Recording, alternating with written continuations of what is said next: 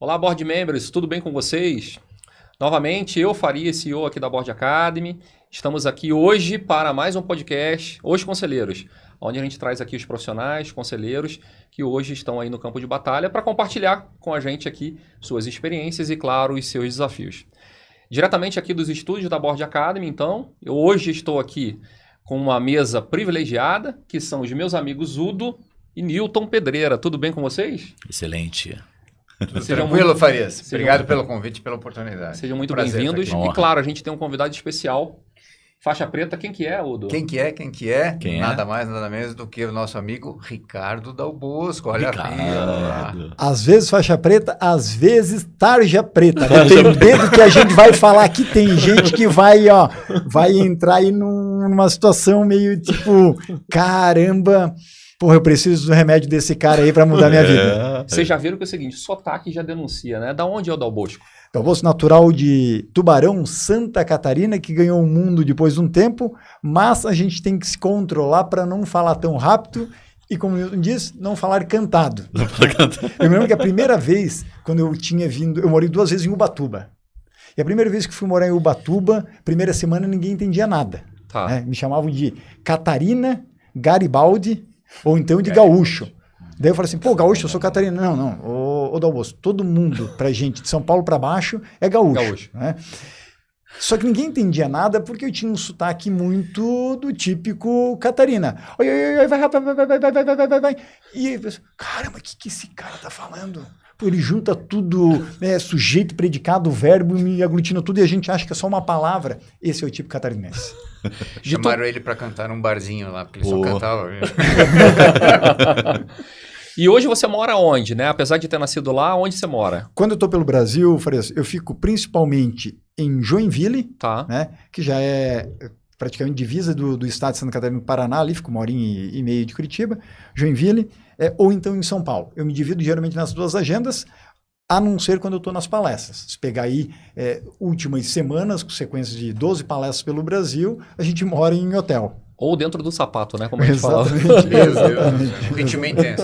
O jogo é bruto. Exatamente. Legal. Então a história começou em Santa Catarina e depois de lá, de maneira breve até chegar na profissão ou no que você faz hoje, o desafio que você toca hoje, Dal Bosco. Primeira vez que eu saí de casa para morar fora foi na terra do Farias. Né? Ou seja, fui morar em Balneário Camboriú, Itajaí. Depois eu ganhei um tanto mundo, seja por estágios ou trabalhos. Na época fui fazer estágio no Instituto Nacional de Pesquisas Espaciais, nosso INPE, né? São José dos Campos. Fica ao ladinho ali eu digo a tríplice coroa. ITA, INPE e Embraer. Beleza, todo mundo dividindo o muro. Lá tive a oportunidade de viver também nesse meio. Só que tive oportunidades também de ir para fora. Então, fui 2 vezes trabalhar nos Estados Unidos e ainda, garoto, trabalhava, juntava dinheiro, voltava para o Brasil, pagava as contas. Ia para trabalhar, estágio, etc., voltava ao Brasil. E tive nesse vai e vem a oportunidade de conhecer diversas geografias pelo mundo e também morar por mais tempo em Montana, que é o Velho Oeste americano, né, a terra do Marlboro, vamos dizer assim, do cowboy. Cowboy. Yellowstone Park, né, o parque natural mais antigo do mundo, o chamado Parque do Zé Colmeia e do Catatal e do Guarda-Belo. Né? Então, e aí a gente só via urso e lobo, né? Menos 30 graus. Nossa, menos 30 graus. É a região mais fria dos Estados Unidos, fora o Alasca. Tem algumas consequências físicas até hoje. Uma que eu posso dizer que não sinto meu dedão do pé esquerdo aí, ficou congelado, mas diz o angiologista que ele está vivo. Dizendo que está vivo, eu só não sinto até hoje. Mas foram experiências aí que foram me moldando na vida. Depois tive a oportunidade de ir do menos 30 para o mais 30, fui morar no Havaí um tempo. Tive uma outra experiência lá, estagiei na época no NOAA, que é um departamento vinculado ao Departamento de Comércio nos Estados Unidos, mais em questões ambientais. Voltei para o Brasil e depois também ganhei uma projeção, fui 3 anos para Angola, morar na África, na época a expectativa eram 42 anos, mas passando todo dia vendo gente comendo lixo ou gente morrendo. Isso em que ano, Dal Bosco, mais ou menos? Daí já era 2008, 2009, 2010, 2011, já era mais recente isso, daí eu já tinha terminado a faculdade. Depois, em Angola, conheci bastante o sul da África, chamada África Austral, Botsuana, Zâmbia, Zimbábue, Namíbia, essa região praticamente destrinchei ali. E Angola, na época, era o 3º país no mundo com o maior número de minas terrestres, só atrás do Afeganistão e do Camboja. E a gente tinha alguns desafios lá. Eu fazia muitos trabalhos para uma multinacional europeia de relacionamento público-privado. Ou seja, eu implementava alguns planos de desenvolvimento, planos diretores, na reconstrução de Angola, vamos dizer assim. Era a época antes de Lava Jato, então foi o auge de Odebrecht, Camargo Correia, Queiroz Galvão. Várias empresas indo para lá, investindo. Exatamente. Principalmente empresas do Rio e Bahia ali, tiveram uma grande influência naquela época. E tive exercendo esse trabalho, tanto para a iniciativa privada e fazendo relacionamento com o setor público lá. Então era aquele negócio, era o branquelo andando na África, né? E aí a gente sente o racismo ao contrário, vamos dizer assim. Sente outras dificuldades, foram 3 anos, boa parte do tempo morando com 3 guardas com a AK-47 na porta de casa, a todo momento. Que loucura. Nossa. Mas isso eu acho que foi dando uma casca grossa, vamos dizer assim. Eu digo que eu entrei no império do casca grossaquistão, né? Nossa. Ou seja, aí a gente sabe que é ser resiliente e conhece quem realmente quer estar ao seu lado. E aqui também eu costumo fazer uma observação que a resiliência, como é aquela propriedade da matéria, e quem é engenheiro vai entender ainda mais isso, aquela propriedade da matéria de voltar ao estágio que estava, né? Mas eu digo que nós, seres humanos, a gente não é resiliente, não pode ser, porque quando a gente não quebra, a gente sempre volta mais forte. Né? E aí a gente é têmpera.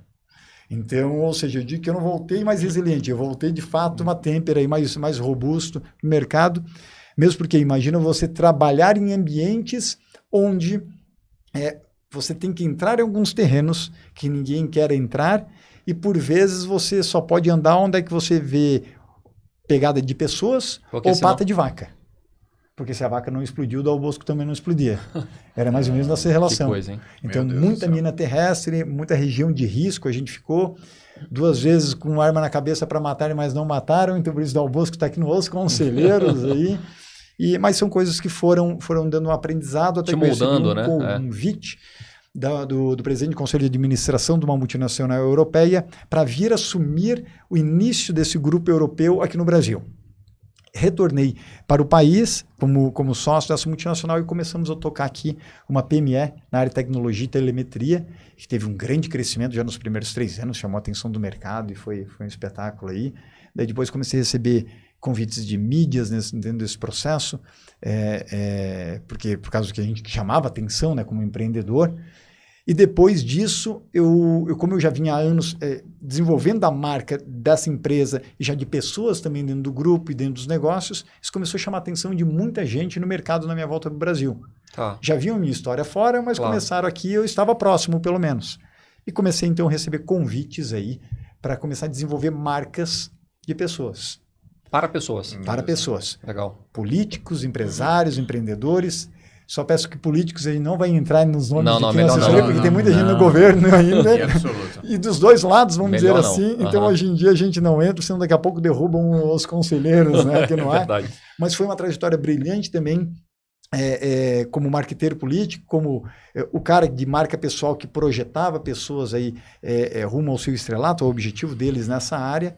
Só que daí também começou a ter chamadas de tudo que é segmentos distintos e diferentes níveis de C-Level, para que eu mentorasse eles em termos de marca pessoal. E aí eu, praticamente os últimos 10, 12 anos, cada vez mais enfurnado nesse mercado. Antes eu fazia muito em bastidor, né, de maneira mais discreta ali, não era meu negócio principal. Mas começou a ganhar corpo e a gente virou referência nacional dentro do assunto, em personal branding. E hoje você, então, apoia executivos e também... Exato, meu caro. Hoje eu tenho essa atividade principal, mentorando profissionais para carreiras de sucesso. Estou em 3 conselhos, um de administração e 2 conselhos consultivos. Palestra é um dos meus principais negócios do Brasil, além das mentorias. Não só no Brasil, né, mas palestras internacionais também, recentemente para Zurich Insurance e suíços, né, mas que tem equipe também na América Latina. Teve palestra aí em espanhol, agora também Japão. Então tem uma série de atividades aí acontecendo de uma maneira super positiva, Dal Bosco cada vez mais em eventos corporativos, em grandes eventos aí. Sim, engrandecendo lá, fortalecendo aqueles organizadores do evento. E a palestra eu encontrei também na minha vida como um instrumento de transformação. Hoje a palestra ela é uma ferramenta fantástica para a gente gerar valor e transformar pessoas, porque palestra é muito diferente da aula. O palestrante que não tem sucesso é aquele que vai para dar aula. Por isso que poucos professores conseguem ser palestrantes de sucesso. É bem diferente isso, né? A pegada... outra pegada. Palestra você não ensina, vamos dizer assim, de uma maneira robusta ali e tal, mas você tem que ter uma pegada de gerar transformação, reflexão, para daí quem depois quiser trilhar, avançar, vem o próximo passo. Então tem uma atividade de palestrante frequente pelo país, tenho a multinacional como sócio no Brasil, né? Então continua as operações, ajuda as marcas internacionais do grupo também, já que atua em 5, 6 áreas de negócio diferentes, desde cosméticos, agrobusiness, mercado de pedras, mármore, granito, construção civil, desenvolvimento de software. Então isso também fez com, mesmo muito novo, na época, eu tivesse uma expertise de trabalhar com marcas corporativas da indústria, né? A SaaS, de cosméticos, a venda de mármore e granito lá dentro de pedreira, né? Flintstones. Então eu digo que eu fui em projeção de marcas, trabalhar com branding dos Jetsons aos Flintstones, de fato. Né? Ou seja, do software, da tecnologia até... E isso eu vi que deu uma robustez, uma casca grossa mesmo, em termos do mercado que vinha muito tradicional na área da publicidade no Brasil, nas últimas 3 décadas, 4 décadas, que era o típico publicitário que depois assessorava marcas. E quando vem um maluco atravessando essa porra toda, né? Ou seja, literalmente, vem de lado, porque é um cara que vem da área de exatas, vem com uma cabeça diferente, pegou a virada do marketing criativo para o marketing hoje em dia ciência de dados... Não tem jeito, né? Hoje em dia é ciência. Esquece o cara ser marqueteiro, falar que é marqueteiro se o cara não é analítico. E o resto é ilusão, o resto daí o cara vai ficar só em história. Então, eu peguei bem essa virada e consegui fazer essa transformação para as marcas também. E aí se tornou valor agregado. Alto índice de criatividade, mas daí também conseguindo ter uma capacidade analítica para reger essas marcas aí rumo ao alto desempenho. Sensacional. E aí quando a gente volta para os profissionais, né, que você faz todo esse processo de imagem, construção de imagem, e aliás, há muito tempo eu já te sigo aí pelas redes, você é um cara que é referência pra gente. Aliás, toda vez que a gente passa, né, o Instagram ou o LinkedIn, tá lá o Dal Bosco com o vídeo dele. Exatamente. Quais são os principais desafios que você então enfrenta aí junto com esses profissionais que contratam os serviços aí do Dal Bosco? Que dicas você dá para esses caras normalmente no início dessa jornada e que momento normalmente eles te contratam? Depois que já não tem networking, depois que ele está desesperado? Conta um pouco para a gente sobre isso. Ótimas questões, Farias. Primeiro, o profissional que geralmente eu menos atendo, eu atendia muito no passado e hoje em dia cada vez menos é o que a gente acaba pegando, vamos dizer assim, como cliente, porque hoje a gente tem a felicidade de a gente conseguir escolher. Exato. Né? Porque não adianta, hoje o jogo não é mais o dinheiro, etc. O jogo cada vez mais causar transformações e para isso eu tenho que transformar em case de sucesso. Porque ele vai ter influência daí sim sobre milhares de pessoas. Claro. Tá? É muito relacionado ao propósito. Exatamente. Então, já foi o jogo do dinheiro, hoje em dia a gente tem a condição de escolher quem a gente vai trabalhar. E quem é o cliente que geralmente a gente demite, vamos dizer assim. É aquele que vem numa alta ansiedade, porque ou perdeu o emprego, seja lá o que for, não quer dizer que a gente não trabalhe com esse profissional. Não. Só quando a gente conversa bem, entende, sabe qual que é a pegada do cara e que vale a pena apostar naquela marca pessoal. Agora, se o cara vem apenas no sentimento de preciso me encontrar aqui como um novo emprego, como C-level, em 2 meses, eu não entro mais nessa. Não funciona, né? Sabe porque o cara não cuidou da marca pessoal dele nos últimos 15, 20 anos. Ele vem desesperado porque ele precisa preencher isso em 2, 3 meses. E o que a própria psicologia já prova, né? O altamente ansioso muitas vezes pode ter uma grande dificuldade de entregar. Sim. Então, vai trabalhar com alguém ansioso na sua equipe. Dificilmente ele fecha um ciclo, um projeto, dificilmente ele consegue de fato concluir aquela demanda, aquela missão que foi dada. Em marca pessoal, um pilar primordial se chama consistência. Porque se eu não for consistente, eu não crio marca. E se eu não crio marca, eu não crio memorização. Se eu não crio memorização, eu não passo lembrança. Se eu não crio lembrança, eu não crio confiança e segurança, que são os irmãos gêmeos para qualquer venda. Ok. Consequentemente, né, hoje em dia, o perfil que... Então, primeira resposta, quem a gente não trabalha? O altamente ansioso. Apesar de que marca pessoal tem também, em algumas ações, capacidade de lhe trazer resultados no curto prazo. Sim. Agora, o que acontece dentro dessa construção? Quem que mais procura hoje em dia? Principalmente de geração Y e X. Né? São as pessoas que já começaram a ter dores de mercados. E melhor dizendo, são as pessoas que já estão passando ou passaram pela crise dos 30 e crise dos 40. Onde você já ultrapassou a tal da crise da individualidade, que é aquela por volta dos 21 anos. Né? Ou seja, você pensa em si, eu vou buscar minha formação, vou para a minha faculdade, eu vou trabalhar, eu quero ganhar dinheiro, etc. e tal. Depois eu vou pensar se eu sou feliz ou não. Muito diferente como a pegada da geração Z e Alpha estão chegando hoje em dia. Né? Mas o nosso tradicional, né, XY, era muito nessa crise de individualidade ali por volta dos 20 e poucos anos. Isso eu estou falando aqui nos ciclos profissionais, né? O segundo, terceiro, o quarto ciclo. Agora, o que acontece? Muitos desses profissionais, sejam conselheiros, executivos, quando eles chegam no Dal Bosco, eles vêm com uma deficiência praticamente padrão. E ela ninguém aprendeu a ser percebido no mercado. E não é culpa de ninguém que está aqui na mesa, vamos dizer assim, porque ninguém nos ensinou essa porcaria até hoje. Nenhum colégio, nenhuma faculdade, ninguém disse que era preciso. Nem o mercado, né? Nem o mercado, porque o que era o mandatório? Eu não vou nem longe, eu não vou há 40 anos. O que era o mandatório até 15 anos, 20 anos? Canudo. Eu sou filho da PUC, eu estudei na Poli, isso era o seu cartão de visita para você conseguir o estágio. Daí eu lhe respeitava. Por quê? Poucas pessoas tinham acesso à informação. Quem tinha acesso à informação, consequentemente, aquilo era o seu cartão de apresentação. Era o diferencial que você tinha para apresentar. Era o diferencial. Hoje em dia, a informação ela está difundida.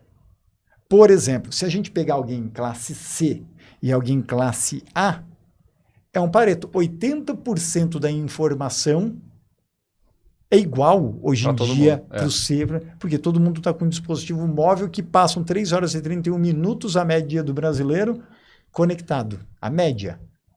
Então, alguns mais em rede social, outros lendo o artigo da Harvard Business Review, seja lá o que for. Aí nesse caso, hein? Mas a informação ela está disponível, não quer dizer que a pessoa consome. Tá. Né? Então, não vamos confundir ali.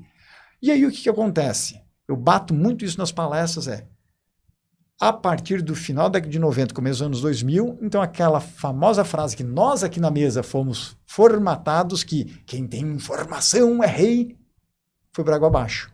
Não é mais. Não é mais, porque informação todos nós temos igual aqui, se a gente quiser. Né? Então, se a informação, que é a mensagem, ela não é mais tão relevante assim, porque está tudo muito parecido, eu vou começar a avaliar quem me traz ela. Quem que é o mensageiro. Faz o seguinte, pega a mesma frase que o Cortella falou hoje no videozinho dele e fale você. E vê o que dá de engajamento o vídeo do Cortella e o que dá o seu. Por que o dele bomba e o seu não? Vocês falaram a mesma coisa? O conteúdo é o mesmo, o conteúdo é o mesmo. Ou seja... Mensageiro. O mensageiro. Mensageiro, claro. Né? Às vezes a frase podia até ser tua. Né? E ele estava plagiando, vamos dizer assim, brincando. Né? Mas por que é isso? Porque grande massa está acreditando nele e não na gente. Então a disputa ela vem agora não mais para a informação. Se a disputa ela vem para o CPF, a gente entra em um outro game, que se chama um ativo chamado atenção, que se transforma cada vez mais relevante perante a atenção das outras pessoas, né? Ou seja, um ativo até mais relevante do que o próprio dinheiro e do que o tempo das pessoas. A disputa daqui para frente entre todos nós é a atenção que a gente gera no outro lado. Não só por causa que tem um volume de pessoas hoje ultraconectadas e a informação chegando, mas porque tem muita gente disputando o mesmo espaço. Abra seu LinkedIn agora, abre a Meta, abra Instagram, você vai ver que aparece um conteúdo por vez. Independente se tem 1 bilhão de pessoas naquela rede ou se 100 mil usuários. Pega o próprio LinkedIn. 3 anos atrás eram 20 milhões de usuários no Brasil, hoje em dia já passam de 60 e 70 milhões de usuários. Mas todo mundo disputa o quê, Marias? Um espaço na mesma. Exato. Você está disputando diariamente com mais 20, 30, 40 milhões de pessoas para o mesmo quadradinho. Então, a saúde de uma companhia, a saúde de uma comunidade digital, a saúde de uma formação de conselheiros, a saúde da sua marca pessoal, ela pode mudar completamente em função do que você consegue chamar de atenção. Agora, depois você trata de sustentar isso. Isso com qualidade, com né? qualidade, etc. Claro. Daí entra outra questão. Mas hoje, a primeira questão, infelizmente, não é qualidade. Tá.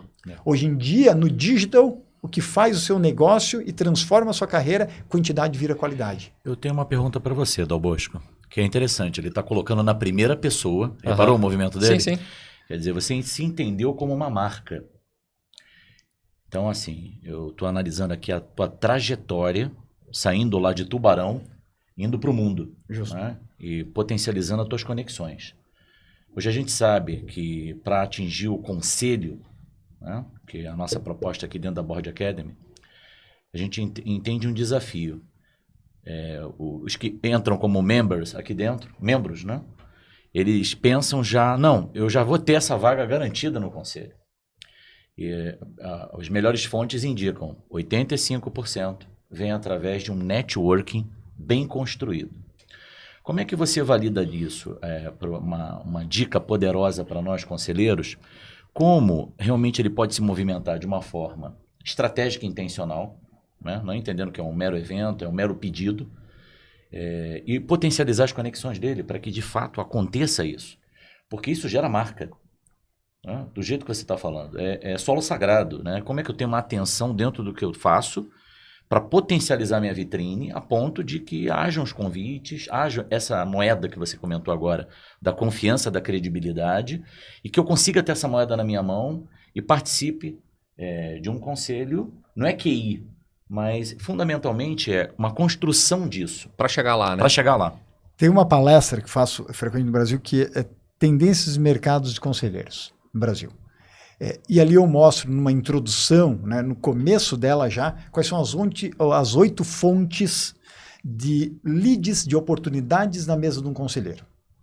Se a gente for pegar aquelas 8 fontes, exemplo, desde empresa de headhunt especializada em board member, desde escritório de M&A, num processo de fusão e aquisição lá que estão fazendo, vão levar a turma deles, sim, desde um processo onde da sua própria carreira executiva, que você está lá 20, 30 anos, meio que o seu prêmio como conselheiro, continuar como conselheiro daquela empresa, não se tornar, vamos dizer assim, é quase que um reconhecimento pela sua trajetória de 30 anos. Mas das 8, né, que a gente poderia fazer um podcast extra só sobre isso, a gente só consegue controlar 2. Se você não construiu hoje uma carreira para estar como conselheiro, com convites frequentes daqui para frente, você só consegue controlar 2. E essas 2 são: uma, você entrando como pro bono em conselhos, voluntário, você vai atrás, oferece, forma um conselho, seja lá o que for, e aqui fica uma puta de uma provocação, por causa que é uma falácia hoje em dia apenas aquele conselheiro acreditar. Não, Bosco, tô entrando aqui num conselhinho como pro bono, já tô nos 3 aqui pro bono, porque aí o mercado vai me ver como conselheiro. Exatamente. E talvez eu fale assim, vamos lá, eu falo assim, vamos lá, meu filho, pequeno gafanhoto, o que vai acontecer? Né? Vamos ver o que vai acontecer. Não sou mestre dos magos, né? Mas aqui eu vou cantar uma pedra. Pegar canja, né? Casca grossa, por meio ali de experiência pro bono dentro de conselhos, é bacana? É bacana. O problema é você ficar só nisso e não ter uma estratégia para evoluir. Porque sabe o que acontece com o típico executivo conselheiro? O cara, ele senta numa cadeira pro bono, 1, 2, 3 conselhos, e o filho da mãe, ele fica esperando que venha a luz, e essa luz ele acha que vem do céu, mas geralmente vem do inferno, e aí achando que vai recrutar ele pelo fato de ele estar em 3 bônus. Eu não entendo que se ele tiver em 3 conselhos pro bono, o valor dele de mercado cai. E eu, como estrategista de marca, eu tenho que jogar isso na cara dele, poxa. Eu falei assim, cara, teu valor desmerece. Puxa vida. É a mesma coisa que tu tá todo... Bosco, você me respondeu, porque quando o pessoal fala pro bono, primeiro me arrepia, né? Não, estou fazendo uns pro bônus aí, já estou nos conselhos. Ele carimbou na testa dele o valor que ele tem. Ele zerou uma expectativa que poderia ser muito bem posicionada para fazer uma atividade que ele acredita que é o primeiro movimento dele na estratégia. Que pode ser, porém ele tem que ter um planejamento dos próximos passos. Né? Ele não pode parar por aí. Exatamente. Entendeu? Então ele tem que... Tá bom, a minha meta, eu vou começar aqui como pro bono. Tudo bem. Né? Daqui 1 ano eu quero atingir um conselho consultivo, daqui 2, mais 2 ou 3, e tem que caminhar, e tem que trabalhar muito para isso. Cara, porque não é simples. Né? E principalmente para quem vem de C-Level, aí vai uma provocação, Ricardo, que é o seguinte, principalmente o mindset daquelas pessoas que vêm de C-Level, né, que está habituado a comandar, a mandar. A dirigir, A dirigir. Não, Quando ele senta numa cadeira de conselho, principalmente no conselho consultivo, né, seja pro bono ou remunerado, ele tem que ter um outro mindset, ele faz recomendações. Né? Ele tem que, né, aquilo que a gente fala no Board Starter, ele tem que descer também, se relacionar com as pessoas de todos os níveis. Eu aconselho, eu procuro fazer isso. Justo. Né, para que ele tenha um cenário completo da empresa, para que ele não fique também só naquele nível de receber relatórios, de participar de reuniões. Ele tem que sentir o clima da empresa para que ele faça essa recomendação. Né? E aí também implica numa mudança de mindset. Eu não vou aqui ordenar uma mudança, eu vou recomendar. Claro, sempre. Né? E também negociar e vender muito bem isso. E o que acontece aí? Boa colocação, Udo, dentro disso, porque eu, inclusive, faço trabalhos pro bono. Eu tenho mas isso está dentro de uma estratégia macro, de um guarda-chuva, e tem um porquê estar naquilo. O problema é a pessoa acreditar que apenas aquela ação, e aí ele está agindo de forma tática e não estratégica, vai elevar ele em termos de potencial para ser visto no mercado. Sabe o que acontece? É o famoso ego do board member, né? Do membro de conselho. Como grande parte hoje de conselheiros são baby boomers X e Y, a gente é a época do clubinho, né?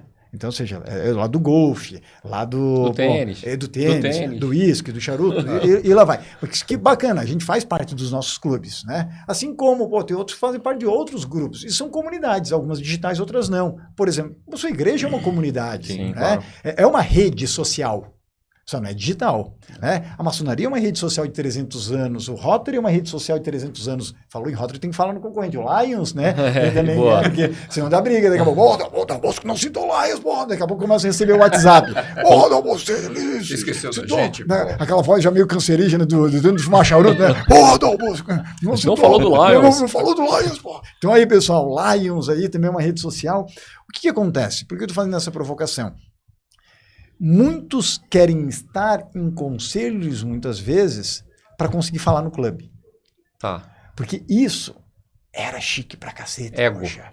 Isso, pô, da 90, Demonstrava poder, 2000, né? Poder. Ainda demonstra frente, principalmente quem é baby boomer e X. Você falar para os seus colegas, você está em conselho, lhe mostra, parece ao outro, a percepção do outro que você alcançou o santo grau. Né? Aquilo que você tanto gostaria de alcançar. Só que aqui, o pro bono, sim, você consegue ir atrás de forma proativa, ok, mas não é isso que salva a sua vida. Então, das 8, ou você tem uma delas, que é esta, onde você pode ainda mexer alguma coisa, por quê? Carreira executiva você já foi, passado, 20, 30 anos, escritórios e empresas de headhunting, difícil, ali você mais vai ser reativo do que ativo muitas vezes, escritório de M&A também, o cara, ou você é da turma do cara, você é do clube dele ou não, mas tem a mais forte aqui, que é a projeção digital. E isso, poucos conselheiros estão abocanhando isso. E projeção digital, aqui é um negócio espetacular no sentido de você se entender como um funil de vendas. E por que o conselheiro típico, o projétil de conselheiro, né, aquele cara que quer ser um conselheiro, ele não entende de funil quando dá o Bosco palestra ali. E aí eu tenho que fazer o beabá lá. Porque grande parte veio de carreira executiva. O cara do dia 1 ao dia 5 ganhava o seu salário. E tá tudo bem, é. No máximo ele era intraempreendedor. Mas ele não empreendeu. E, consequentemente, ele nunca precisou, ele precisava vender o CPF dele dentro da companhia para ir subindo de cargo. Mas ele, de fato, não vendia produtos dele fora. Definitivamente não. Então, ele tem a dificuldade de entender processos de funil de venda. E funil de vendas começa por uma etapa onde o mercado tem que perceber que você existe. Senão, não adianta.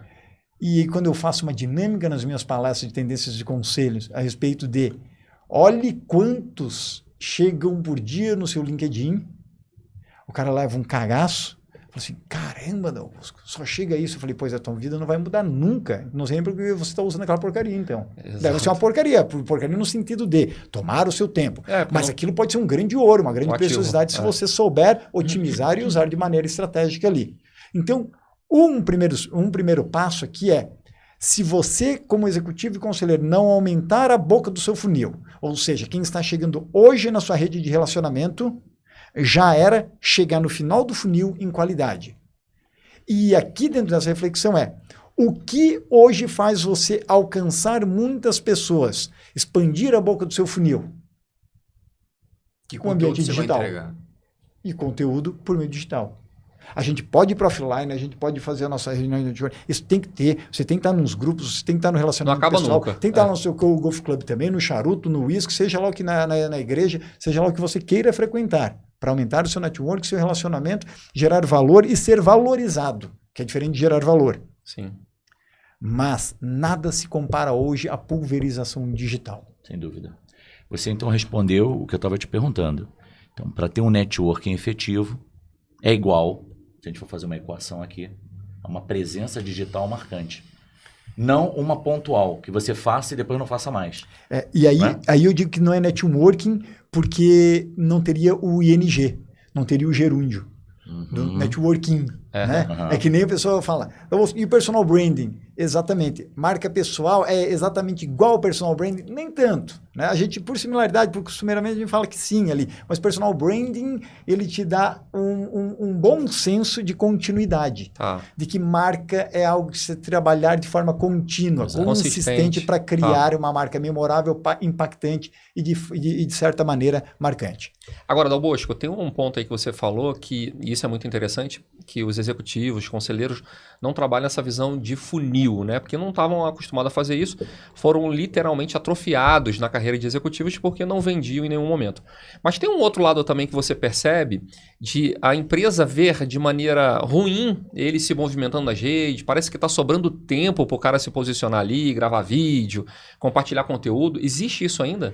Existe ainda mesmo porque, infelizmente, nós temos RHs no Brasil em grande parte, não vou generalizar então, mas uma boa parte aqui, né, que são RHs apenas tarefeiros ou são DPs, departamentos pessoais, e não, de fato, RHs estratégicos. Sim.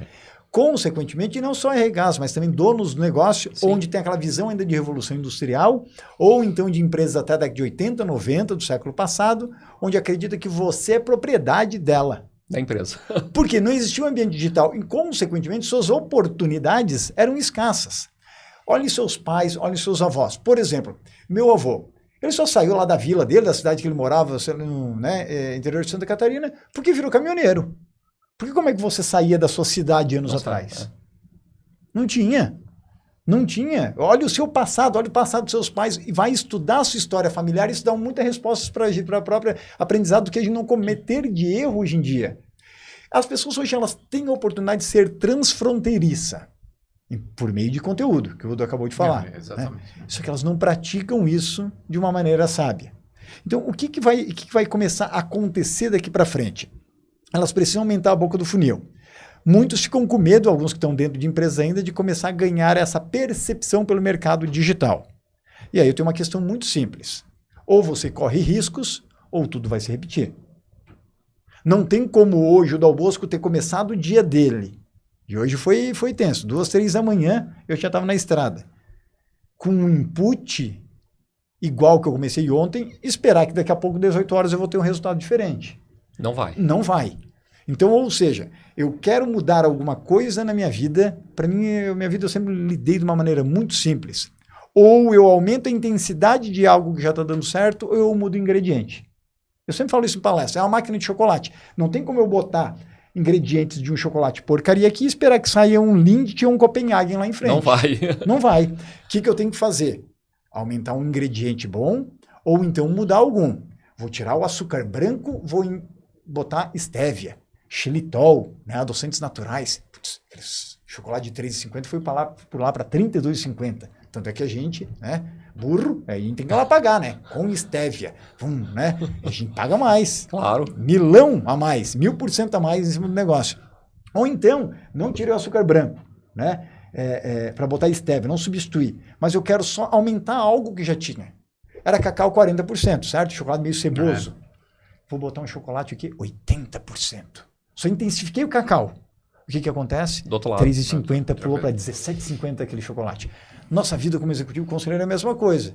Bom, o cara, ele quer mudar, ele quer que o resultado venha diferente. E ele fica falando, porque esse mercado está prostituído, porque o mercado não sei o quê. E o cara reclama de todo mundo, terceiriza a responsabilidade, achando que a reclamação dele vai alterar o mercado.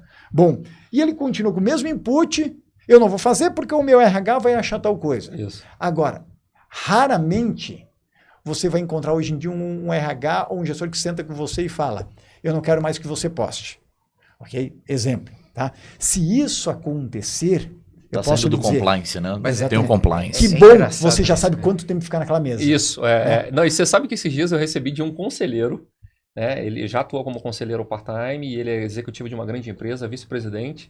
E ele começou a fazer esse movimento, então, nas redes sociais, principalmente no LinkedIn, gravando vídeos. E o chefe dele, o CEO, ligou para ele e falou assim, você está pensando em sair da empresa? Aí ele, não, mas por quê? Não, porque eu tenho visto você se movimentando muito dentro do LinkedIn. Farias, olha só, aqui tem 2 colocações nisso. Interessante o que você falou. Porque muitas pessoas acreditam que vão passar essa imagem para a empresa. Em primeiro momento, se a empresa interpretar isto, eu posso lhe dizer, que bom. É um sinal. Já é um sinal amarelo, Assim, acende a luz amarela. E que bom, sabe por quê? Porque isso aí acontece frequentemente, semanalmente com mentorados meus. Quando acontece isso, a empresa, ela passa a lhe valorizar mais. Porque ela fica com medo de lhe perder. Tá. E engraçado que de uma semana para outra começa a subir salário, começa a subir cargo. E aí eu pego vários casos de mentorados em 8 meses, 1 ano e meio, subir 3 cargos dentro de companhias clássicas, megas no Brasil. Que ia ficar parado lá um tempão. No mínimo, declaração deles, da Bosco, no mínimo, se ninguém me puxasse o tapete, o que ia ser muito difícil não me puxar no tapete, eu levaria 5 anos para fazer o que eu fiz em 8 meses. Temos lives, as pessoas declarando isso daí. Tipo, então, depois que a gente começou a projeção, o que aconteceu? A empresa fica com medo de perder o cara. E valoriza. Porque ele começa a ser percebido por outras empresas. E aí começa a valorizar o cara. Só que aí tem uma questão. Que merda, né? Não, Dom Bosco. Como merda? Não, porque foi depois, né? Eu ganhava 40, tô recebendo 80 mais bônus, agora como é que é a merda? Eu falei assim, que merda, né, cara? Tu chegas numa situação da tua empresa que tem que acontecer isso para ela te valorizar. E aí os caras falam assim, caramba, Dom Bosco, seu filho da mãe, não precisa nem ter me falado isso, agora eu vou dormir com essa porra na cabeça, eu tava felizão que foi por 80 pau o meu salário. Então, essa é uma questão, mas é bom, porque traz você para um nível de consciência no sentido de, caramba, por que a empresa não fez isso por mim antes? Sim. Então aqui fica uma crítica e uma evolução para quem está nos escutando, agora não apenas para o executivo e conselheiro, mas para o dono do negócio, que também escuta aqui os conselheiros, no sentido de não deixe chegar a este nível. Ponto, né? Tá? Isso é um alerta para os profissionais também, porque é o seguinte, né? Muitas vezes a gente vai conversar com alguém, a pessoa fala, não, eu saí da empresa, agora eu vou ser conselheiro, eu vou empreender, né? E vou ativar o meu network, como se fosse uma chave que você vira assim. Botão de start, né? Ontem eu palestrei, eu falei sobre isso. Ontem à noite eu estava palestrando, falando sobre isso. Se alguém te fala assim, não, agora eu vou, a famosa frase, vou ativar meu network, sai correndo. Aí, Milton, a tua área aí. Sai correndo, porque assim, ó, se ativar o network, o cara que fala, eu vou ativar meu network, ele já tá todo ferrado. Já. Né? Porque assim... Networking, pessoal, é hábito. Network, ING, né, gerúndio, né, execução, é hábito de vida. Se é um hábito, ele se transforma no quê? No estilo de vida. Para mim não tem como. Né? Eu dou formações, dou workshops de como construir relacionamentos sustentáveis e formar uma grande base de conexões e que eu aplico diretamente na minha vida há 12 anos. Eu tenho um método de formação de networking. Beleza. Networking só começou a mudar minha vida quando eu transformei em estilo de vida. E aí mudou completamente. E o que acontece dentro desse processo? Quando se transforma num ambiente de vida, eu começo a me aproximar e, consequentemente, eu me tornando perceptível, né, para as outras pessoas e a minha marca corporativa começa a ver esse processo, por vezes não significa que você pode ter um papo com o seu chefe com relação a isso, no sentido de ser transparente. Olha, realmente eu não estou gostando daqui ou quero ir para outra coisa, eu acredito que eu posso mais e eu estou vendo que aqui parece que eu cheguei no limite, né? Eu não estou vendo aqui alguma saída, algum teto. Ou às vezes você não quer nem sair da empresa, mas às vezes você quer ser apenas mais valorizado. Notado ali, né? É aquela mesma questão, né? Eu dava uma entrevista esses dias que era o seguinte, sabe aquele negócio quando você namorava, e aí os nossos conselheiros estão nos escutando, você se arrumava, você se embelezava, né? Era batom, era camisetinha nova, você até passava pretinho no pneu do seu carro, né? Aquele Chevette rebaixado, aquele opalão, né? Ia lá todo feliz da vida buscar o gatinho ou a gatinha. Beleza. Daí depois namorou, casou, etc. Você daí aquele negócio, putz, tá andando em casa sempre com aquela cueca mijada e camisa de futebol, poxa, de camisa do Grêmio, porra. E aí não faz da vida, né, Nilton? Entendeu? Relaxado, etc e tal. E aí o que acontece? Sua esposa, esposo, de repente, começa a se arrumar, botar siliconão, o cara começa a ir pra academia, começa a passar perfume. E o que acontece? Você lá no sofadão, aquele sofá rasgado, cueca mijada e camisa do Grêmio, começa a olhar assim, porra, o que está acontecendo, porra? Uma entendeu? revolução aqui dentro que eu não estou percebendo. Caramba, quem é o meu vizinho? Porra, o Brad Pitt deve ter se mudado para o lado. Tu não está sabendo, né? Porque casamento também é venda. Você tem que se vender a todo momento dia, para sua esposa, caramba. Porque se você não der assistência, não fidelizar o seu cliente, vai embora para a concorrência também. Consequentemente, por que eu faço essa provocação? Aí o que você faz? Cara lá, cueca mijada não dá, pô. Vou começar a me arrumar, vou começar a me cuidar, etc. E tal, eu quero pelo menos... E às vezes não é que a sua esposa ou seu esposo tá pulando a cerca. Às vezes, ele ou ela só queriam que você valorizasse mais, caramba. Que você acordasse 5, 6 da manhã, sei lá o horário que você acorde, e não ficasse 30 minutos mexendo na porra do Instagram, não dá nenhum beijo nela, poxa, não dá nenhum beijo nele. Porra, vai catar coquinho dentro disso. Consequentemente, o outro lado, às vezes, ele começa a se valorizar, porque começou a se autoconhecer, falou, porra, eu mereço coisa melhor. E às vezes só quer valorização. Então, por vezes você pode ter uma conversa sincera com o seu gestor muito nisso. Não, pessoal, não tenho intenção, caso você não tiver intenção, de mudar de empresa, Sim. mas eu só quero ser mais valorizado. E porque eu acredito que, olha só a comunidade digital fulano, olha só a comunidade digital fulana, né? E o fulano são os gestores daquele cara, daquela executiva, que eu estou formando, e olha a quantidade de pessoas que eu estou inspirando e que estão se identificando comigo. Sim. E que gostariam de trabalhar comigo. E que meu E por que conteúdo que isso está aqui não gerando tá interesse. Hildo, é isso aí. E por que isso não está acontecendo aqui na empresa? E aí a bola não vem para o seu lado, Tá como do se outro, você é o criminoso. A bola Ela está agora lá. tá lá pro outro Fica lá, lado, porra. exatamente. Eu dou a bicuda lá pro outro lado, agora se vira. A batata quente está com ele. Agora, o que você vai fazer aí para a gente aproveitar essa minha capacidade e essa minha competência? Você mudou Para completamente ajudar a o jogo aqui na empresa a mesa. desenvolver e levar a empresa para o futuro, né? Exatamente. Agora, Dal Bosco, você comentou aí na tua fala sobre comunidade, né? Então, executivos fazendo parte de uma comunidade. E hoje em dia tudo é comunidade, né? Justo. Esses dias eu estava vendo aqui, um amigo estava falando sobre uma comunidade de um banco que agora está concedendo crédito para uma comunidade de alunos. Isso já acontecia há algum tempo atrás. A gente tem a própria igreja, que é uma grande comunidade. Os grupos aí, você falou de charuto, uísque. Como é que você vê essa evolução das comunidades e o que tem de melhor acontecendo no mundo? Vamos lá. A gente já vivia em comunidades, as chamadas vilas, né? E as vilas eram desde épocas feudais, depois eram as vilas em épocas de escravidão, as vilas nas capitanias hereditárias, né? E a gente costumeiramente viveu em vilas. A gente deixou de viver mais em vilas quando existiram as grandes metrópoles, vamos dizer assim, principalmente aí nos últimos 200 anos, e também quando se avançou, principalmente de 2003 para frente, os ambientes digitais.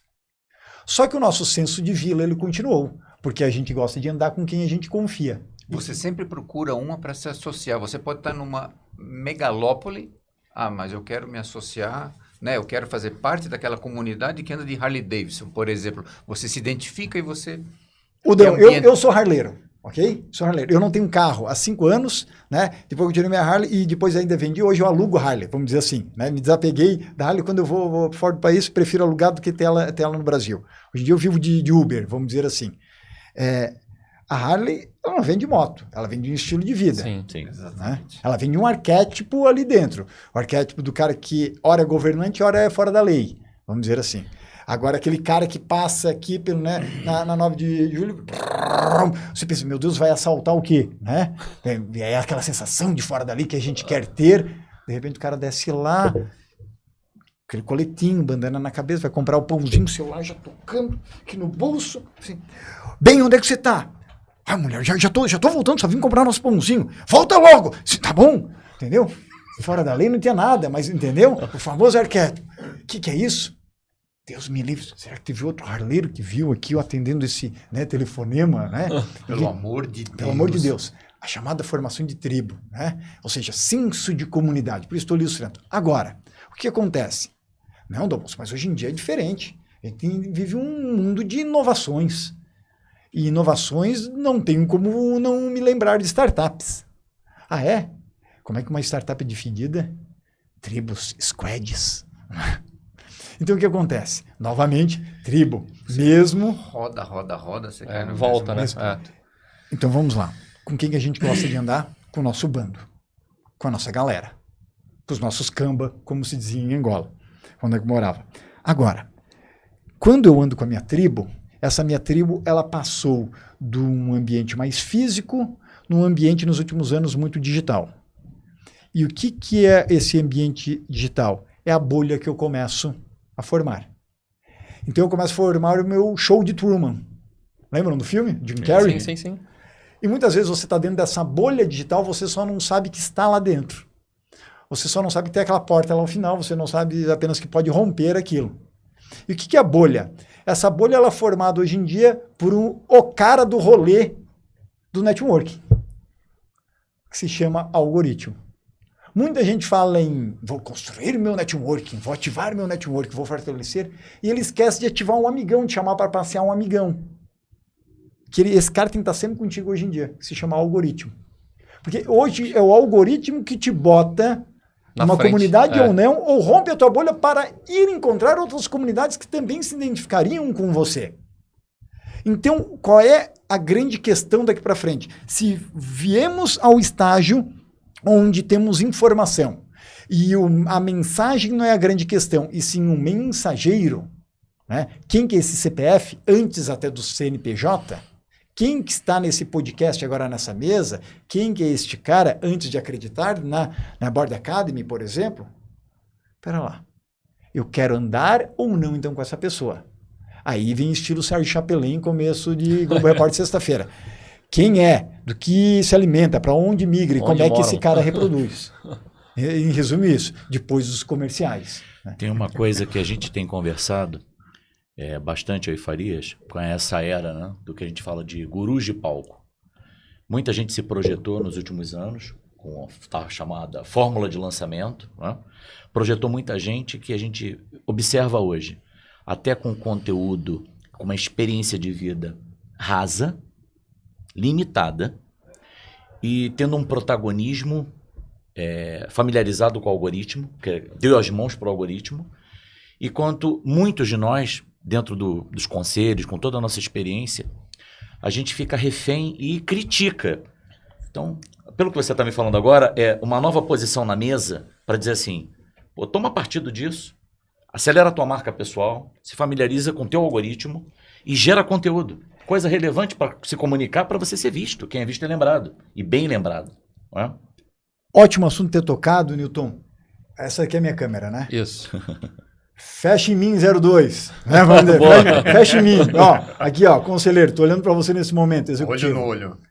Você aí que está reclamando que, caramba, Douglas, tem um monte de 171 nas redes sociais, tem um monte de picareta, o tal do guru do SG no LinkedIn, tem um outro lá que é o semideus, né, da diversidade, tem um outro lá que, porra, é o pica, porra, da governança corporativa, seja lá o que for, porra, e aquele cara, eu sei, ele não tem experiência, Douglas, o que ele está falando. Chega em mim agora. Aqui no 171 ele só se cria porque você não faz a bosta que tem que fazer, caramba. Não se posiciona. Enquanto, é claro, a gente trabalha, pô, a gente estuda pra cacete, a gente tá aí atrás do negócio. Rala. Só que, por que um 171 se cria no mercado? Ele faz. Por quê? E por causa que quem Porque é os competente... bons se esconderam. Exatamente. Os Pô, bons estão não para fez. trás. se você não é percebido, quem é o único cara que tá na linha de frente e, consequentemente, é percebido? É aquele que você diz que é um 171. E por que eu levanto essa bandeira? Porque quando eu palestro, e aí eu faço a provocação para as comunidades, eu falei, pessoal, vocês concordam comigo que isso acontece? Aí, Newton, o pessoal tudo diz sim. Acontece. Claro, pô, tá todo mundo ali puto. Pega o Board Summit, né, outubro, mega evento que teve, né, no passado, 2022, faz tempo, Maria, faz tempo. Imagina. Né, faz tempo. Aí, o que acontece? Pô, pessoal ali, eu fiz essa provocação, o pessoal estava indignado com isso. Eu falei, tá bom, então aqui tem um consenso. Tá. Queremos formar uma comunidade de pessoas competentes que têm histórico profissional e vão realmente gerar valor para o mercado. Concordam? Beleza, tá joia. Vocês têm que me ajudar. Porque eu sozinho não consigo. Não consegue, Eu consigo aumentar a consciência de vocês para começar a fazer outras coisas. Mas eu preciso de uma comunidade junto com vocês e a gente, de mãos dadas, começar a bater isso no mercado. Porque daí aquelas outras pessoas elas vão perdendo força. Agora, se só um ou outro vem para a linha de frente, caramba, como é que vamos encontrar você? Total, Tá parecendo a reunião de águias, né? Com a provocação de águia, passou pelo portal, saiu o evento, acabou... Cisca igual a galinha. Caverna do Dragão. Se lembra Caverna do Dragão? Mestre dos Magos. Né? Exatamente. E aí tem um lá que tá com o Takap, o outro é a Uni, o outro é o Mestre dos Magos. Exatamente. Né? Seja lá for. E aí o cara sai de lá empolgadaço. Fala assim, caramba, agora abriu o portal do sol. E todo dia, final do episódio, aquele negócio fecha de novo. Entendeu? Fecha de novo. Porque daí vem o quê? O seu hábito. Exatamente. Volta aquele input desgraçado que você não quer mudar no seu dia para ter um output. E por que não quer mudar? Porque dá trabalho. Exatamente. Porque gera um preço. E a grande questão é, você quer pagar o preço? Porque tudo tem um preço. Tudo. Você quer sair da tua zona de conforto? Exatamente. Agora, não, Douglas. Deixa quieto.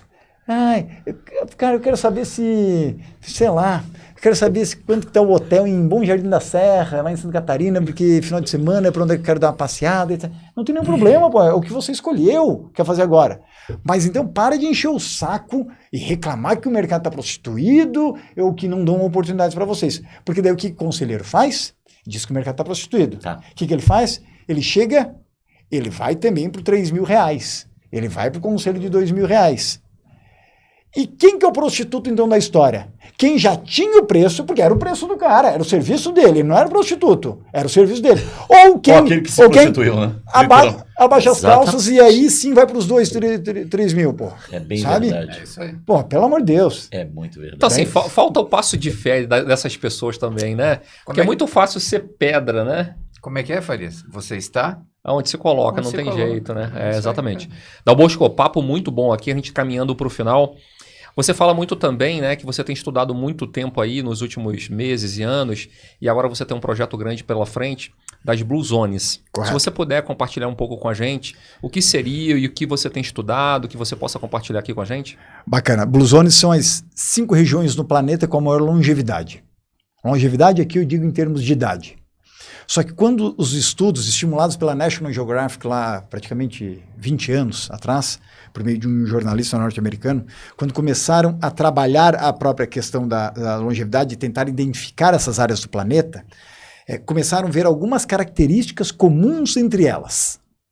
Porque muita gente defendia que a longevidade ela vinha da questão apenas genética, outros porque não comiam carne, outros, ou seja, tinham vários conceitos. E então, para aí, vamos levantar dados, fazer uma padronização estatística ali e vamos gerar aí um resultado. E o que começou a acontecer? Dessas 5 regiões, e já para curiosidade de quem está nos vendo ou nos escutando, são Loma Linda, na Califórnia. Fica aí pegar o carro ali de Beverly Hills, Los Angeles, ali vai dar 1h20 por aí dirigindo. Outra Blue Zones, Península de Nicoya, na Costa Rica. Outra, uma ilha grega. A outra, Sardenha, a ilha vulcânica na Itália. Lá embaixo, lá eu costumo dizer, né, a Sicília, né, Palermo, aquela região, é a ponta da bota, a Sardenha é a bola chutada, né, ou seja, já é aquela ilha já para cima. E outra é Okinawa, no Japão, que também é uma ilha. Dal Bosco, eles comem carne, né, etc. Quase todas comem carne, menos Loma Linda. Na Califórnia, por causa de uma cultura mais adventista, etc. Tem uma outra pegada. Não quer dizer que não come carne por completo, mas tem um nível reduzido. Algumas são regiões vulcânicas, né? Então tem uma questão de propriedades de alimentos, etc. Tem a questão de hortaliças, comem comidas frescas, tiram a cesta, né? Ou seja, Sim. aquelas 2, 3 horas após o almoço. A soneca. A tal da soneca, né? Ou soneca, né? Ali, né? E volta a trabalhar lá pelas 3, 4 da tarde. Algumas são regiões montanhosas, né? Então, ou seja, é uma atividade física já natural. Mas, quando foi feita a análise estatística, o que era uma das condicionantes que mais chamaram a atenção dos pesquisadores em termos de fazer com que aquela pessoa continuava numa perpetuidade? Inclusive, muitas delas inspiravam, né, os mais jovens. O senso de comunidade. Olha só que interessante. Cara, não, isso para mim é espetacular. São locais onde, mesmo quando você está com 70, 80, 90 anos, que em países como o nosso Brasil, muitas vezes, infelizmente, a gente é esquecido. Se você ainda vem de classe A e construir uma classe B na sua vida, você ainda consegue, né, por causa da sua condição financeira, circular em ambientes. Ainda as pessoas ali procuram muitas vezes, até por causa da sua questão financeira, às vezes até netos, né, filhos, né, continuam andando com você. Você é chato pra cacete, mas continua às vezes só para dar aquela sugadinha, né, lá no pai ou no avô. Mas assim, nessas comunidades o idoso não é esquecido. Então você, na sua terceira idade, assim como no seu 3º para o 4º ciclo profissional, você continua sendo um conselheiro natural. Você tem utilidade, né? Você continua tendo utilidade, você continua sendo consultado para as decisões na sociedade. Agora, por que você, mentor de marcas pessoais, executivo, conselheiro, se mete nisso e está estudando longevidade? Que raios isso tem a ver com o que você faz? Eu digo, tudo. Primeiro que eu sou um cara ultra disruptivo, eu sempre estou à frente do meu mercado. Segundo a questão aqui não é a longevidade, porque você pode viver 116 anos e a sua vida ter sido uma vida de merda, em termos de geração de valor para o outro lado. Então, viva 70, 80 é muito bem feito, impactando muita coisa. Então, hoje em dia, o conceito de longevidade está mudando muito mais para a intensidade e, de fato, a construção do legado. Porque a única maneira de você alcançar a eternidade é abraçando a consciência da sua própria mortalidade e construindo uma marca pessoal forte, que é o que fará com que, mesmo na sua finitude, você encontre a vida eterna. Nossa. E o que acontece dentro disso? Isto é longevidade, não apenas em idade, mas em perpetuidade na mente das pessoas com relação ao que você faz. Então, quando eu vou para esses lugares fazer meus estudos, ele traz muito depois da aplicação que eu trago para as próprias mentorias. Quantos meus mentorados executivos e conselheiros começaram com uma ideia e chegaram depois de 1, 2 meses e falaram assim, caramba, Dal Bosco, minha vida mudou, minha consciência. Cara, o cara veio de Harvard, o cara estudou em SEAD, estudou em Oxford, etc. E tal. Cara, nunca eu tinha pensado na minha carreira da maneira como você está botando agora. E aí ele começa a dar mais valor para ele e também entender como é que ele pode se tornar mais relevante socialmente, mesmo no terceiro, no quarto ciclo profissional. E, consequentemente, se você começa a entender lógica de comunidade que eu ensino, você começa também a tomar ações de não pegar suas coisas com seu esposo, sua esposa, juntar tudo, vender tudo, seja lá o que for, se seus filhos estão encaminhados, e se mudar para uma das 5 regiões. Eu, Dal Bosco, quando eu palestro sobre esse assunto, eu não quero convencer que você tem que morar numa dessas zonas. Isso é só a parte introdutória. A grande questão é, reflexão que fica aqui no final desse podcast, como é que eu transformo a minha carreira, a minha família, a minha empresa, o conselho que eu for fazer parte, numa Blue Zone. Blue Zone. Que eu tenha longevidade, porque você não tem longevidade sozinho. A gente prega perenidade, não é? Exatamente. Tem perenidade dentro da governança. É um estado de consciência que a gente precisa adquirir, Newton, Ricardo e Farias, né? E mudar esse mindset, né? Porque a gente está falando, né, conselheiro né, às vezes o pessoal chega e fala, isso é final de carreira. Não é, cara. É uma transição que você vai fazer, onde você vai reunir, né, e compartilhar, disponibilizar tudo aquilo que você aprendeu ao longo da tua vida. Para quê? Para que as pessoas comecem a ver em você como uma referência. E daí sim, né, você vai continuar fazendo parte da comunidade, desempenhando, aconselhando, direcionando, orientando, e aí sim você vai deixar um legado. Né? Vai chegar a tua finitude? Isso é inquestionável. Uma hora vai chegar. Mas que você vai deixar um legado muito forte, você vai. E legado é aquilo que a gente deixa nas pessoas mais do que a gente deixa para as pessoas, né? Então, Bosco, para a gente finalizar aqui, 2 questões para você. Primeiro, que dicas você daria para quem está pensando em transitar, o cara executivo, diretor, C-level, transitar para a carreira de conselheiro? Quais são os primeiros passos que você poderia dar de dica, usando toda a tua experiência aí, o teu know-how, para esse cara? E por último, o que você tem lido recentemente ou assistido de série que possa compartilhar com o nosso time aqui? Bacana. Tem algumas maneiras, alguns cenários que se formam quando o cara ele pensa em pular, né, de uma carreira executiva para um conselho. Tem aquele que simplesmente está saturado e pula daquele avião. E depois vai se perguntar se tinha paraquedas. Vou ativar meu network. Ou vou ativar. Esse daí, geralmente, quem é esse? É aquele que ele foi varrido no mercado. Né? Então, foi puxado no tapete, principalmente aconteceu na época de pandemia, e lá vai, muitos aconteceram isso. Ok. Aí agora tem que correr atrás do prejuízo, porque o cara não cuidou da sua marca pessoal nos últimos 10, 15, 20, 30 anos.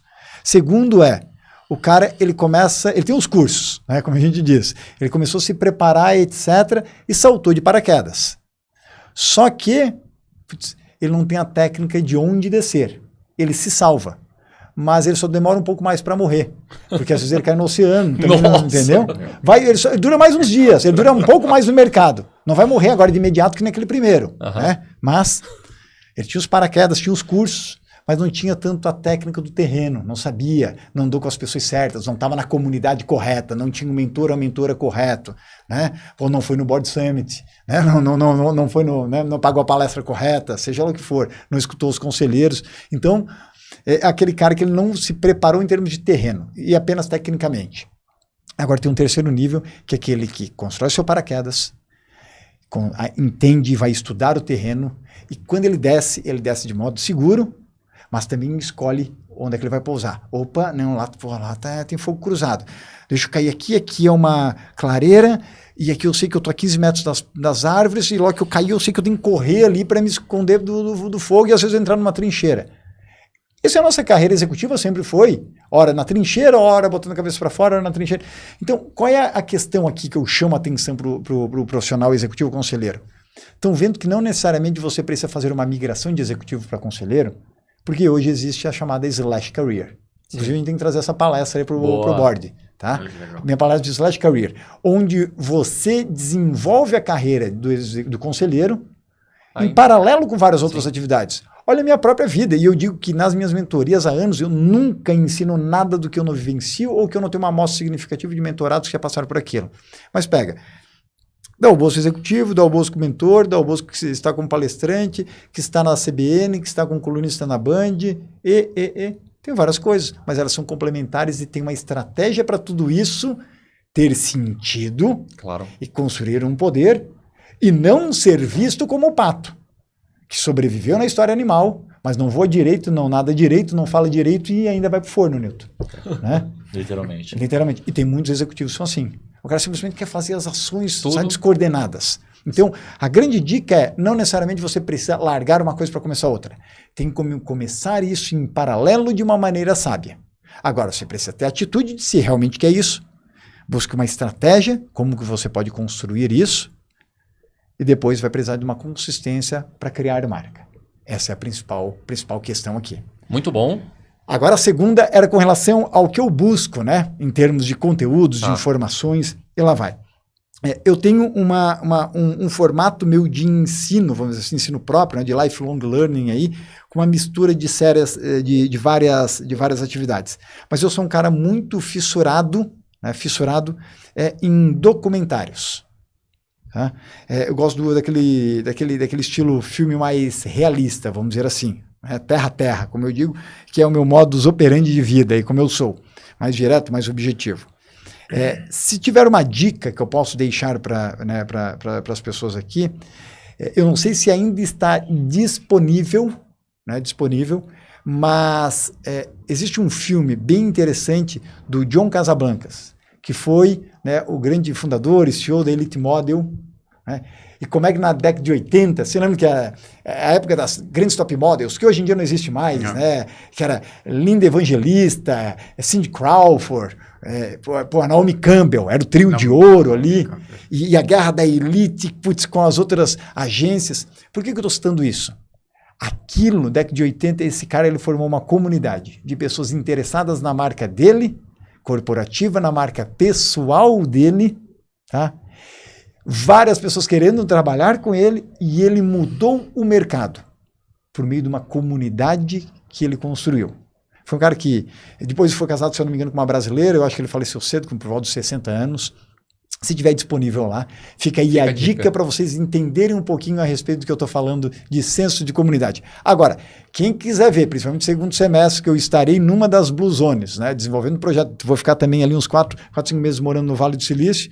Quem quiser também ver conteúdos a respeito disso, tem aí uma série do Dal Bosco, né? Opa, então, canal no YouTube do Ricardo Dal Bosco, meu site ricardodalbosco.com, que é o maior blog hoje do Brasil de personal branding.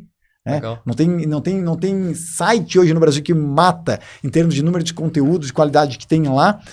E aí pode me acompanhar à vontade, assim como pelo Instagram, LinkedIn, tudo Ricardo Dal Bosco. Ricardo Dal Bosco, todos eles? Todos eles. Tá bom, muito bom, obrigado. Palavras finais aí, Newton? Sensacional. Uma honra estar dividindo a mesa com você aqui. E ter um alto aprendizado. E o que você nos trouxe aqui proporcionou uma riqueza muito grande, é saber aproveitar. Exatamente. É ouro em cima da mesa, né? Agora a gente tem que deixar aquelas mãos mirradas, botar a mão em cima e se empoderar exatamente do conteúdo e assumir o teu protagonismo, né? Assumir a decisão da tua vida. Enfim, parabéns, Dal Bosco. Se a gente não é protagonista da nossa própria vida, eu sou um coadjuvante da minha própria novela. Né? E isso é uma vida triste do caramba. Exatamente. Porque eu não consigo entender alguém que fica 5 dias na semana torcendo para que chegue final de semana. Para daí ser feliz. Que vida medíocre. Né? Não dá. Como isso pode ser uma vida que vale a pena ser vivida na sua máxima felicidade. Né? Eu não estou falando para você se matar, muito pelo contrário. Sim. Mas é buscar, de fato, o que lhe move, né? E que lhe inspira e que, de fato, gere valor para você e ao outro. E é isso que você tem que trazer de uma forma consciente. Como é que você muda a sua vida? Como é que você rompe os seus medos, né? Por meio de confiança. E como é que você gere confiança em si mesmo por meio do autoconhecimento. Muito bom. Show de bola. Rapidamente, então, Udo. Bom, primeiro, Ricardo, agradecer por você ter compartilhado todas essas provocações com a gente, né? Eu acho que uma palavra que fica muito forte aqui agora é o seguinte, é a coragem da pessoa mudar. Não é? Se você realmente tem um propósito e você quer uma coisa diferente, quer deixar um legado, como a gente falou aqui, tenha coragem e mude. É isso. A sorte segue a coragem. Perfeito. Certo, né? Isso aí. Dal Bosco, muito obrigado aí por compartilhar com a gente o teu conhecimento, o teu know-how, por onde Estamos você juntos. passou. Muito bom te ter aqui. Certamente você vai ter outras oportunidades na mesa aqui para compartilhar com a gente. E, pessoal, fica aqui a dica do Dal Bosco, né? O melhor momento para você começar a construir o teu networking certamente foi há 5 anos atrás. Agora é o segundo melhor momento. Então, se você gostou desse episódio, considere aí se inscrever no canal da Board Academy e também ativar o sininho para novos episódios, tá bom? Um abraço, tchau e a gente se vê então semana que vem.